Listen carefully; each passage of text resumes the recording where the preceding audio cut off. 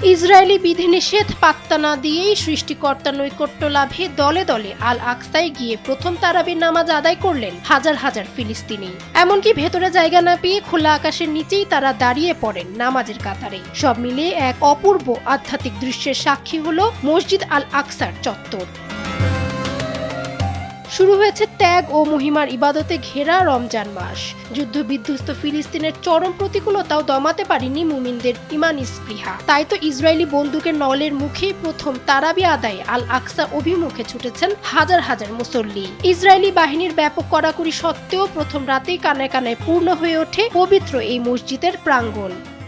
পবিত্র আল আকসা মসজিদ থেকে আমরা সবাইকে জানাই রমজান মোবারক। প্রথম তারাবি থেকেই মুসল্লিদের ঢল নেমেছে এই পবিত্র মসজিদে।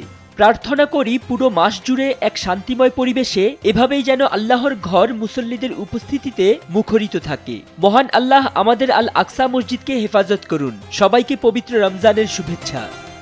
ইসরায়েলি বাহিনী আল আকসা মসজিদের প্রবেশ পথে কড়াকড়ি আরোপ করেছে। তারা মুসল্লিদের পরিচয়পত্র পরীক্ষা করছে এবং কাউকে কাউকে ভেতরে প্রবেশ করতে দিচ্ছে। তবে এখনো অবধি ইসরায়েলি কর্তৃপক্ষের পক্ষ থেকে এ বিষয়ে কোনো মন্তব্য পাওয়া যায়নি। আল আকসা মুসলিমদের জন্য একটি অত্যন্ত গুরুত্বপূর্ণ স্থান। এটি ইসলামের তৃতীয় পবিত্র স্থান এবং মুসলমানদের প্রথম কিবলা। মসজিদটি ফিলিস্তিনি রাষ্ট্রের রাজধানী পূর্ব জেরুজালেমে অবস্থিত। একসময় পূর্ব জেরুজালেম মুক্ত ছিল। 1957 সালে আরব ইসরায়েলের যুদ্ধে ইসরায়েল জয়ী হওয়ার পর এই অঞ্চলটি ইসরায়েলের দখলে আসে।